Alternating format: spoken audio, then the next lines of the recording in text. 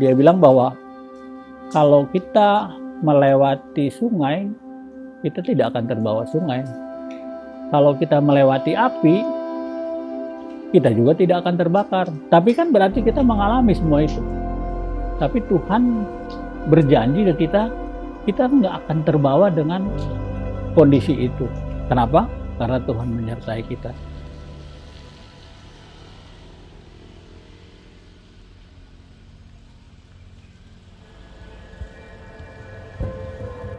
Perkenalkan, nama saya Willem Frederick Lao.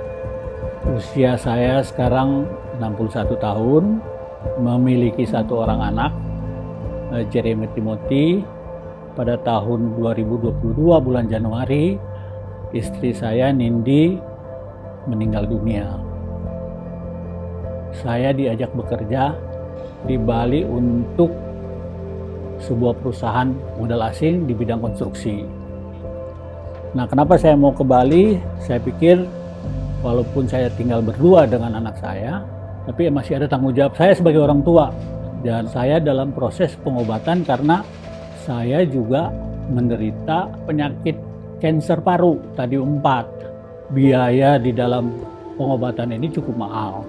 Untuk itulah saya harus bekerja juga. Saya itu mengidap kanker stadium 4 itu kira-kira bulan Maret 2018. Jadi pada saat itu istri saya juga menderita CA, breast cancer ya. Dia terdeteksi pada bulan Januari 2018. Selama 3 bulan saya mendampingi dia itu, saya juga batuk. Dia bilang, kamu cek deh, kamu kok batuknya nggak hilang-hilang sih, gitu kan. Nah, waktu itu saya melakukan cek di Malaka, ronsen, ada nodul. Singkat cerita, pemeriksaan berikut CT scan lebih kelihatan bahwa ini cenderung CA. Akhirnya saya melakukan PET scan. Dari PET scan itu hasilnya jelas bahwa saya menderita CA stadium 4 karena sudah ada di paru menyebar ke tulang. Waktu Nindi terdeteksi kanker, saya bingung ngomong sama anak saya gimana tuh. Saya bilang, aduh, setelah tahu anak saya tanya gini, Mama sakit apa sih? Mama tuh lagi dalam pemeriksaan. Saya bilang, Tim, Mama itu sepertinya sakitnya berat. Gitu, jadi harus bolak-balik ke Malaka, ke Malaysia. Oke deh Pak, kapan lagi perginya? Ya berikut kita akan pergi lagi ke Malaysia. Dan setelah ketiga kali pergi, anak saya tanya, Pak udah 3 kali ke Malaysia masa nggak ada keputusannya sih sakitnya apa? Ya saya harus terpaksa menjelaskan kan. Saya jelasin, Tim, Mama itu divonis kanker. Jadi nangis gitu kan. Terus dia berdiri dari kursinya, dia keluar. Dan 1 jam kemudian dia baru balik, dia langsung masuk ke kamar, dia tutup pintu. Nggak lama kemudian dia keluar. Dia bilang gini, Pak, Jimmy udah ngerti. Kita percaya Tuhan dan kita ikutin aja. Dia bilang begitu. Kita percaya Tuhan punya rencana dalam kehidupan kita gitu kan, kehidupan Mama khususnya waktu itu. Jadi ya udah, satu hal yang Timmy akan lakukan, Timmy nggak akan treat Mama sebagai orang sakit. Percaya udah sembuh gitu kan. Kedua kali lagi saya harus jelasin ke Timmy, Tim, Papa juga kena CA. Udah nggak seperti itu jawabnya. Oh gitu, nggak apa-apa Pak, Tuhan pasti bantu.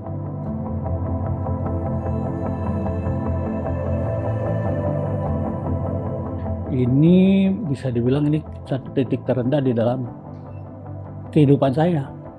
Ini penyakit yang sudah nggak ada obatnya. Kok bisa kita berdua sih kena? Maksudnya apa sih? Sering juga kita tanya sama Tuhan kan, Tuhan, kenapa begini? Apa maksudnya? Dan waktu itu kita nggak punya uang. Jadi itu benar-benar titik di mana kami berdua berserah kepada Tuhan. Pada waktu itu kami dibantu oleh komunitas sehingga proses pengobatan Nindi itu bisa berjalan gitu. Dan itu kita tidak pernah harus sampai pinjam uang atau segala macam. Karena pengalaman ini sepertinya menjawab pertanyaan tadi, Tuhan kenapa gitu kan? Tuhan bilang, oke, kamu boleh mengalami sesuatu yang menurut kalian itu kurang nyaman, bahkan terpuruk, tapi aku tidak pernah meninggalkan kamu. Karena pertolongan Tuhan, kita bisa jalanin, ibarat kita jalan di atas air, sesuatu yang nggak mungkin, sangat-sangat nggak mungkin gitu. Untuk biaya yang cukup besar, tapi kita bisa mengatasi tanpa kita harus berhutang, dan itu semua datang bantuan dari komunitas. Disitulah kita merasakan Tuhan memelihara kita. Kalau saya bisa bicara tentang apa yang saya alami, bukan juga karena untuk supaya orang kasihan, enggak juga. Justru terbalik gitu. Saya ingin kasih tahu, oke, kita boleh dalam kondisi yang buruk gitu kan, kondisi terpuruk, tapi Tuhan tetap menyertai kita kok. Ya kita nggak perlu takut gitu. Itu yang bikin saya selalu mau aktif dan bisa dibilang ikut terlibat di CG. Yang saya pegang cuma firman Tuhan. Ibrani 11 mengatakan bahwa iman adalah dasar dari segala sesuatu yang belum kita lihat. Bukti dari segala sesuatu yang belum kita lihat. Gitu. Ini ayat yang kalau dulu itu hanya teks. Tapi saat kita berjalan sama Tuhan, ayat ini tuh hidup. Hidupnya gimana? Itu menjadi kenyataan gitu. Saya berharap untuk saya tetap bisa sehat. Di kondisi di kanker paru itu, berdasarkan data, hanya 15% orang yang bisa melewati 5 tahun. Saya udah tahun ke-7. Jadi saya masuk di 15. Yang 85 itu semua gugur sebelum 5 tahun. Jadi berdasarkan pengalaman-pengalaman itu, ayat itu tuh hidup buat saya. Kita berkenan kepada Tuhan karena kita punya iman, gitu.